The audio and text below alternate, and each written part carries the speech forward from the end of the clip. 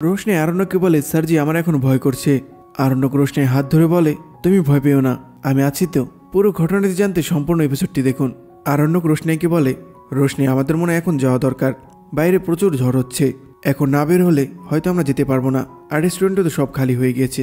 রোশনি বলে, স্যারজি আমার খুব ভয় করছে, আমরা এত ঝড় বৃষ্টির মধ্যে কিভাবে বাড়ি যাব?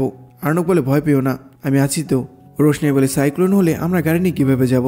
আরণ্যক বলে, সাইক্লোন হলে গাড়ি উড়ে যাবে, গাড়ির সাথে সাথে আমরা উড়ে যাব, অনেক মজা হবে, চলো আমরা বেরোয় যাই। এইটা বলে আরণ্যক হাসতে থাকে।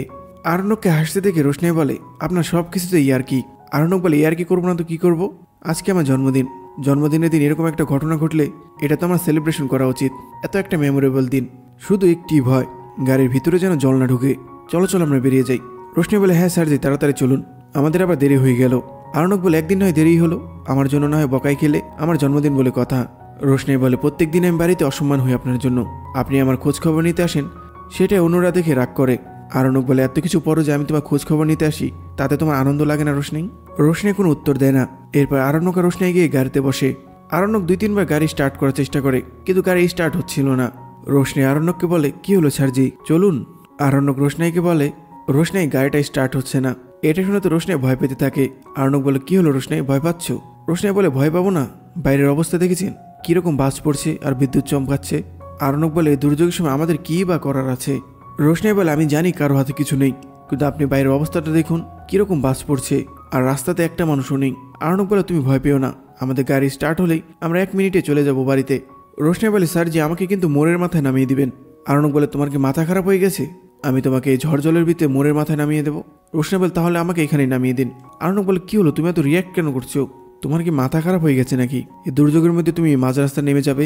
একটু হলেও তো মনুষ্যত্ববোধ আছে আমার, তাই না? তার থেকে ভালো আমরা এখানেই থাকি। রোশনি বলে, আচ্ছা ঠিক আছে, তাহলে আমাকে একটা দোকানের সামনে নামিয়ে দিবেন, পাড়ার কোনো দোকানের মধ্যে আমি থাকবো, বৃষ্টি থামলে বাড়ির ভিতরে যাব। আরণ্যক বলে, দেখো রোশনি, অবস্থা বুঝে ব্যবস্থা করা যাবে, আমাকে একটু ঠান্ডা মাথায় ভাবতে দাও, আগে তো গাড়িটা স্টার্ট নেই। আরণ্যক আবারও গাড়ি স্টার্ট করার চেষ্টা করে, কিন্তু গাড়ি স্টার্ট হয় না। আরণ্যক বলে, আমার মনে হয় গাড়ির মধ্যে জল ঢুকে গেছে। রোশনি বলে, স্যারজি আমি কি নেমে গিয়ে গাড়িটি ঠেলবো? আরণ্যক বলে, তোমার গায়ে মনে শক্তি অনেক। রোশনি বলে, আমি তো চেষ্টা করে দেখতে পারি একটু। আরণ্যক বলে, তোমার কিছুই করতে হবে না, তুমি এখানে চুপ করে বসে থাকো। আরণ্যক আবারও গাড়ি স্টার্ট দেওয়ার চেষ্টা করে, কিন্তু গাড়ি স্টার্ট হয় না, বাইরে আবার প্রচুর বৃষ্টি শুরু হয়। আরণ্যক আবারও গাড়ি স্টার্ট করার চেষ্টা করে, এইবার গাড়ি স্টার্ট হয়ে যায়। এটা দেখে রোশনি খুশি হয়ে যায়। রোশনি বলে, স্যারজি এখন চলুন। আরণ্যক রোশনির মুখের দিকে তাকিয়েছিল। আরণ্যক রোশনির মুখের দিকে তাকিয়ে থাকে। রোশনি বলে, কি হলো স্যারজি, কি হলো স্যারজি, চলুন। আরণ্যক বলে, হ্যাঁ চলো। এরপর আরণ্যক গাড়ি নিয়ে বাড়ির দিকে আসতে থাকে। ছোট সবাইকে বলে, আমি তো ওকে ফোন করার চেষ্টা করলাম, কিন্তু ওর ফোন বন্ধ হয়ে গিয়েছে, আমার মনে হয় ওর ফোনে কোনো চার্জ নেই। এটা শুনে গরিমা বলে, আরণ্যকের গাড়িতে তো চার্জ দেওয়ার ব্যবস্থা আছে, তাহলে আরণ্যক ফোন চার্জ করছে না কেন? ও কি করছে আমি কিছুই তো বুঝতে পারছি না। তনুশ্রী গরিমাকে বলে, গরিমা আমার মনে হয় বাচ্চা এখনো অফিসেই রয়েছে। গরিমা বলে, তাহলে আমি অফিসে কল করছি। গরিমা এরপর আরণ্যকের অফিসে কল করে। গরিমা জিজ্ঞেস করে, আপনাদের কোম্পানির ভাইস প্রেসিডেন্ট আরণ্যক চ্যাটার্জি কি ওখানে রয়েছে? তখন আরণ্যক অফিস থেকে বলে, আজকে তো ঝড় বৃষ্টির জন্য সবাই আগেই অফিস থেকে চলে গিয়েছে। গরিমা জিজ্ঞেস করে, উনি কখন বেরিয়ে গিয়েছে? তখন অফিস থেকে বলে, স্যার তো 5টার দিক দিয়ে বেরিয়ে গিয়েছে। এটা শুনে গরিমা রাখতে থাকে। গরিমা ফোন রেখে দিলে তনুশ্রী জিজ্ঞেস করে, গরিমা বাদশার অফিস থেকে কি বলল? তখন গরিমা বলে, তোমাদের ছেলে 5টার নাগাদই বেরিয়ে গেছে অফিস থেকে। এটা শুনে বাবলু বলে, হোয়াট, তুমি এটা কি বলছো? ওইখানে থাকা সবাই অবাক হয়। অন্যদিকে গাড়িতে রোশনি আরণ্যককে বলে, স্যারজি আপনি আর একটু জোরে চালাতে পারেন না, একটু তাড়াতাড়ি চলুন। তখন আরণ্যক মজা করে বলে, রোশনি যদি আমি জোরে চালাই তাহলে অ্যাক্সিডেন্ট হওয়ার সম্ভাবনা রয়েছে। আরণ্যক রোশনিকে ভয় দেখাতে থাকে, বলে, দেখো না কিরকম বৃষ্টি হচ্ছে, বাজ পড়ছে, আবার বিদ্যুৎও চমকাচ্ছে, আর যে পরিমাণে বৃষ্টি হচ্ছে আমি তো চোখে কিছু দেখতে পারছি না। এইসব কথা শুনে রোশনি তো ভয় পেতে থাকে। আরণ্যক আবার বলে, আচ্ছা রোশনি যদি অ্যাক্সিডেন্ট হয়ে যায় তখন কি হবে? এটা শুনে রোশনি বলে, না না, আপনি ধীরে চালান, আপনি আপনার মতো করে গাড়ি চালান। রোশনির এরকম অবস্থা দেখে আরণ্যক হাসতে থাকে। আরণ্যকে হাসতে দেখে রোশনি বলে, আপনি হাসছেন? আরণ্যক বলে, আমি হাসবো না তো কি করবো, আমার তো পুরো বিষয়টাই অ্যাডভেঞ্চারাস লাগছে, দারুণ লাগছে আমার। রোশনি বলে, আপনার সব কিছুতে অ্যাডভেঞ্চার লাগে, কিন্তু আমার যে কি টেনশন হচ্ছে সেটা আমি আপনাকে কিভাবে বোঝাবো, কেন যে আমি আপনার কথা শুনে বেরোতে গেলাম। আরণ্যক বলে, আমার জন্মদিন বলে? রোশনি বলে, আপনার জন্মদিনের দিন যে এত ঝড় বৃষ্টি হবে সেটা কি জানতো?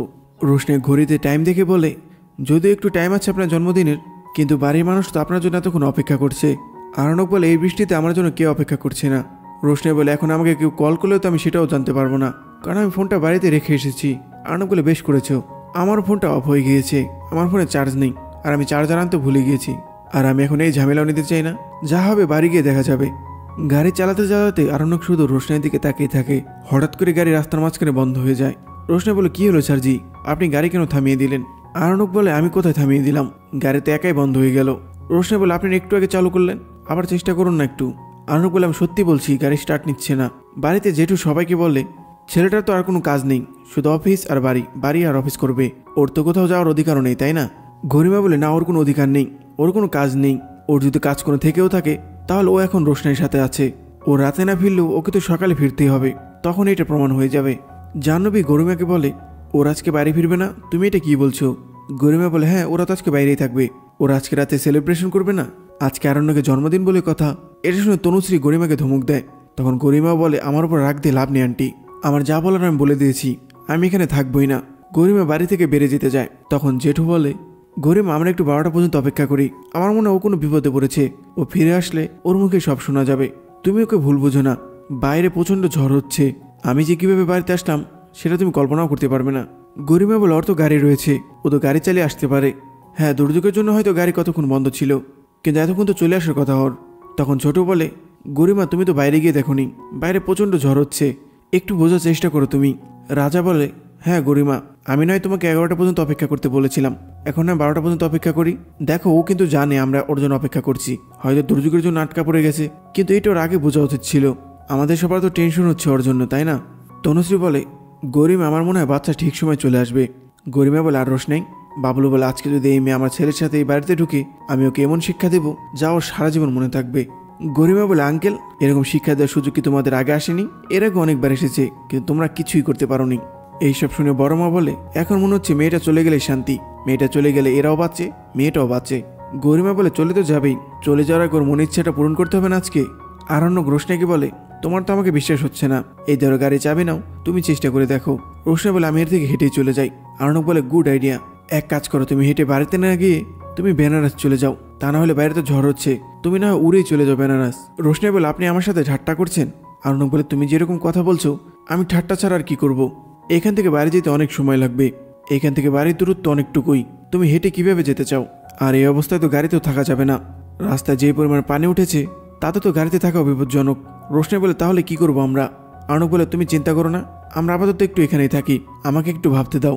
রোশনাই বলে, না না স্যারজি, আমাকে জলদি বাড়ি যেতে হবে। আরণ্যক বলে, তোমার এত কিসের ভয়?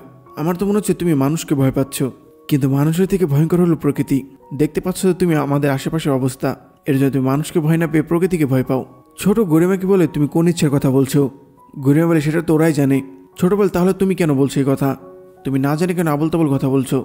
গরিমা বলে, আমার আর কি জানার বাকি আছে? তনুশ্রী গরিমাকে বলে, গরিমা, তুমি একটু তোমার মাথাটা ঠান্ডা করো। গরিমা বলে, আমি আর সহ্য করতে পারছি না আন্টি, আমার জীবনটা শুধু শেষ হয়ে যাচ্ছে, আমি মেয়েটা থেকে মুক্তিও পাচ্ছি না।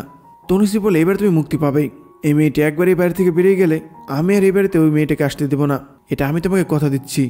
গরিমা বলে, আমাকে কি এখন রোশনাইকে ভয় পেয়ে থাকতে হবে? জাহ্নবী গরিমাকে একটু সাইডে নিয়ে যায়। জাহ্নবী গরিমাকে বলে, আমি তো তোমাকে এর জন্য বলেছিলাম তুমি বাচ্চার কাছে জিজ্ঞেস করবে ও এতক্ষণ কোথায় ছিল, এমনকি রোশনাই আসলে তাকেও জিজ্ঞেস করবে, যে যাই বলুক এতটুকু জিজ্ঞেস করার অধিকার তো তোমার আছেই। গরিমা শুধু কাঁদতে থাকে। গরিমা জাহ্নবীকে বলে, আমি আর পারছি না জাহ্নবীদি, এখন পর্যন্ত মা জানেই না, মা যদি ফোন করে আমি মাকে কি বলবো? মা যদি ফোন করে জিজ্ঞেস করে তুই কখন বাড়ি ফিরবি, আমি কি বলবো মাকে? বাবলু বলে, আমি তোমাকে এই অবস্থায় বাড়ি থেকে যেতে দেবো না, বাইরের অবস্থাও ভালো না। গরিমা বলে, আমার আর এই বাড়িতে থাকতে একটুও ভালো লাগছে না, এই বাড়িতে আমি যতক্ষণ রয়েছি আমার মনে হচ্ছে আমি শুধু অপমান হচ্ছি, আমার দম বন্ধ হয়ে আসছে এই বাড়িতে। বাবলু বলে, আমরা কি কখনো কেউ তোমাকে অপমান করেছি? তনুশ্রী বলে, আমরা সবাই তোমাকে কতটা ভালোবাসি গরিমা। জাহ্নবী বলে, ওই একটা মেয়ে বাড়ির সবাইকে নাচাচ্ছে। রাজা বলে, তবু ওই মেয়েটার কোনো শাস্তি হচ্ছে না। বড়মা বলে, রোশনাই বাড়ি থেকে চলে যাচ্ছে, এর থেকে বড় শাস্তি আর কি হতে পারে? রাজা বলে, এখন তো চলে যাচ্ছে, তাহলে এতদিন ওকে কেন আটকানো হলো, ওকে কেন বাড়ি থেকে বের করে দেওয়া হলো না? এইটা শুনে গরিমা বলে, কারণ আরণ্যক চাইনি তাই। জাহ্নবী বলে, বাদশাহ সব কথাই কি আমাদের প্রশ্রয় দিতে হবে নাকি? আসলে ও একটু সহজ সরল, ও বুঝতেই পারছে না রোশনাই ওকে ব্যবহার করছে। তখন গরিমা বলে, আমি তোমাদের কাছে হাত জোর করছি, আর যাই করো আরণ্যককে সহজ সরল বলো না, ওকে একটাবার আমাকে ফোন করে জানাতে পারতো না? গরিমা এরপর ছোট আর বড়মাকে বলে, তোমরা তো সবসময় আমার দোষটা দেখো, আচ্ছা তোমরাই বলো, আজকে যদি এই কাজটা আমি করতাম তোমরা বউ হিসেবে মেনে নিতে আমাকে? গরিমা তনুশ্রীকে বলে, কি হলো আন্টি বলো, অ্যাকসেপ্ট করতে আমাকে বউ হিসেবে? আরণ্যককে আমাকে বউ বানিয়ে এ বাড়িতে আনতো? কি হলো, তোমরা সবাই চুপ করে আছো কেন? উত্তর দাও এই কথার। এই সেম কাজটা আমি করলে তোমরা কেউ আমাকে মেনে নিতে না। আরণ্যক রোশনাইকে বলে, এই গাড়িতে এখন থাকা যাবে না, চলো সামনে একটা বারান্দা দেখা যাচ্ছে, সেখানে গিয়ে অন্তত আমরা একটু দাঁড়াই। বৃষ্টি থামলে আমরা নয় গাড়ি একটা বুক করে না হলে এই গাড়িটি সারিয়ে চলে যেতে পারবো। এই ঝড় বৃষ্টির মধ্যে গাড়িতে থাকলে গাড়ির উপরে গাছ ভেঙে পড়তে পারে। রোশনাই বলে, স্যার জি আমার এখন ভয় করছে। আরণ্যক রোশনাই হাত ধরে বলে, আমি আছি তো, তোমার কোনো ভয় নেই।